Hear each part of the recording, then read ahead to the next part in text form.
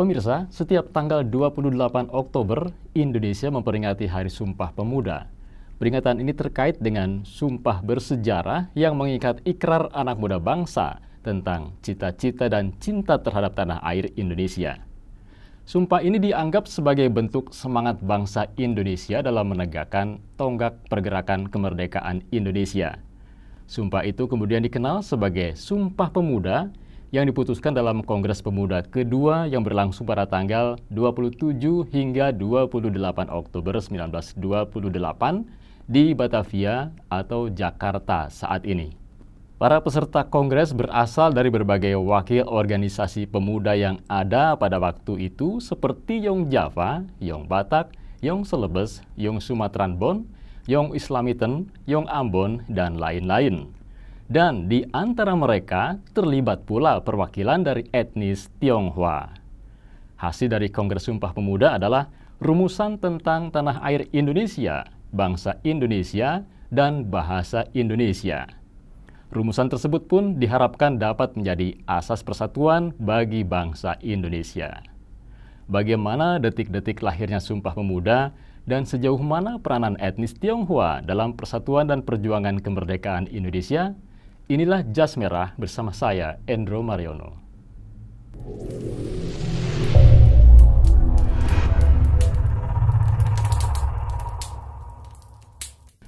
Pemirsa, Sumpah Pemuda menjadi satu peristiwa penting yang turut melatar belakangi kemerdekaan Indonesia.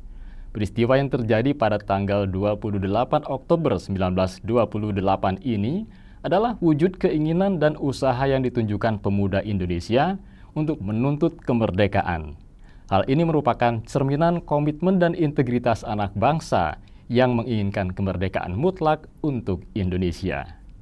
Sejarah mencatat, terbentuknya Sumpah Pemuda tidak lepas dari peran Budi Utomo sebagai mercusuar bagi pergerakan nasional Indonesia.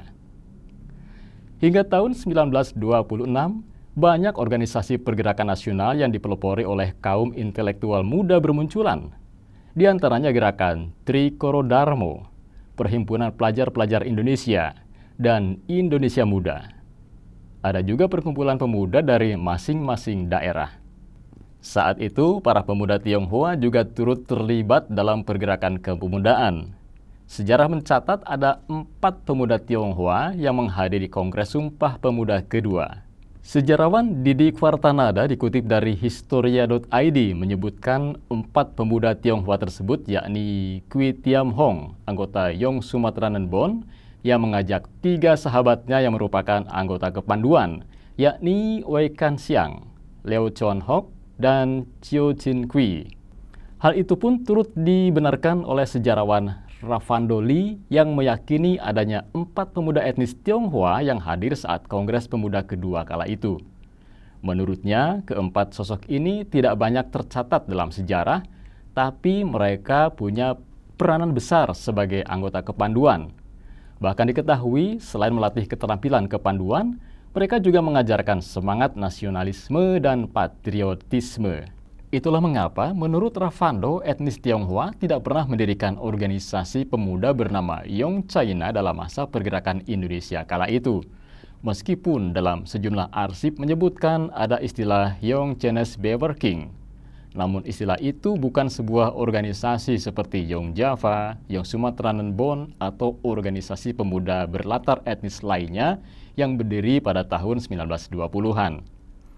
Menurut Ravando, istilah tersebut lebih merujuk pada spirit gerakan kaum muda Tionghoa pasca revolusi Tiongkok tahun 1911. Spirit itu seiring pula dengan munculnya sekolah-sekolah Tionghoa yang tersebar di banyak daerah yang kemudian memunculkan semangat nasionalisme di kalangan muda Tionghoa.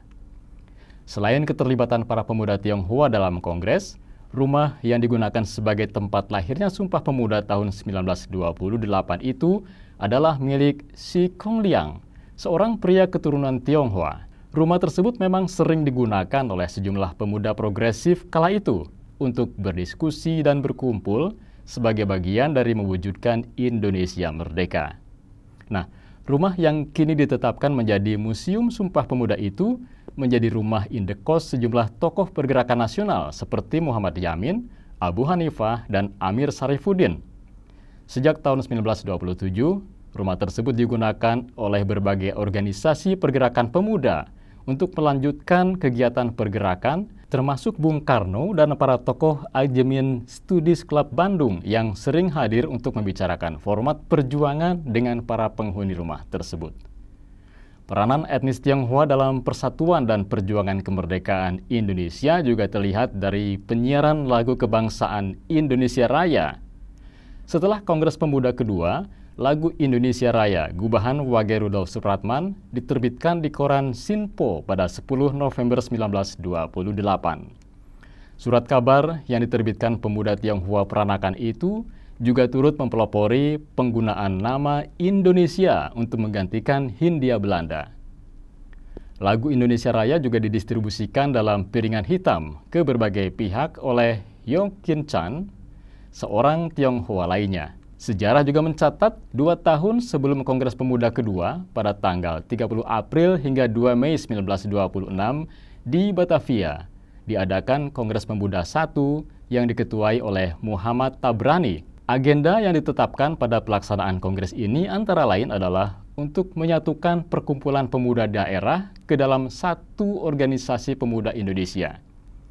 Namun karena banyaknya perbedaan pandangan dalam pertemuan tersebut, belum ada keputusan akhir yang ditetapkan di dalam kongres tersebut. Karena latar belakang inilah muncul rencana untuk mengadakan pertemuan kedua guna menyelaraskan tujuan dan pemikiran pemuda Indonesia. Nah, Kongres Pemuda kedua pun akhirnya diselenggarakan selama 2 hari pada Sabtu dan Minggu 27 sampai 28 Oktober 1928 di 3 tempat yang berbeda. Dipimpin oleh Sugondo Joyo Puspito dari Perhimpunan Pelajar Indonesia atau PPPI dan wakilnya Joko Marsaid yang berasal dari organisasi pemuda Yong Java. Hari pertama kongres diselenggarakan di Gedung Katoliki Yonglingenbon atau Gedung Pemuda Katolik. Lokasinya persis di belakang Gereja Katedral Jakarta, tempat aula paroki katedral sekarang. Dalam rapat pertama ini, Sugondo Joyo Puspito selaku Ketua Kongres menyampaikan pentingnya memperkuat persatuan pemuda Indonesia, sementara Muhammad Yamin selaku Sekretaris Kongres memaparkan pentingnya memupuk rasa persatuan pemuda dan menjabarkan 5 faktor pemersatu bangsa, yaitu sejarah, bahasa, hukum adat, pendidikan, dan kemauan yang kuat. Hari kedua kongres selanjutnya dilaksanakan di Gedung OS Java Bioskop. Kali ini, hal yang dibahas adalah mengenai pendidikan. Purnomo Wulan dan Sarmidi Mangunsarkoro selaku pembicara pada hari itu berpendapat tentang pentingnya pendidikan kebangsaan untuk anak-anak dan keseimbangan pendidikan di lingkungan sekolah dan lingkungan rumah. Setelahnya, kongres kemudian dilanjutkan di Gedung Indonesische Clubgebouw di Jalan Kramat Raya 106 milik Si Kong Liang. Kesempatan tersebut digunakan Sunario dan Ramelan selaku pembicara untuk mengemukakan pentingnya nasionalisme dan demokrasi. Kongres Pemuda kedua pun akhirnya ditutup dengan memutarkan lagu Indonesia Raya karya Wage Rudolf Supratman dan diikuti oleh pengumuman 3 keputusan pokok yang dirumuskan dari hasil kongres. Pertama, dibentuknya suatu badan fusi untuk semua organisasi pemuda. Kedua, menetapkan Sumpah Pemuda yang isinya mengaku bertumpah darah yang satu, tanah air Indonesia, mengaku berbangsa satu, bangsa Indonesia, dan menjunjung bahasa yang satu, bahasa Indonesia.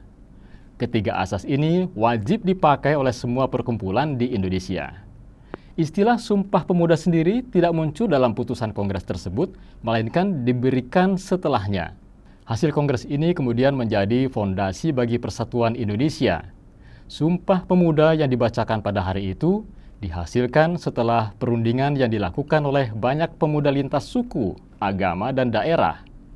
Hari itu juga menjadi titik baru perjuangan Indonesia untuk mengikrarkan kemerdekaan.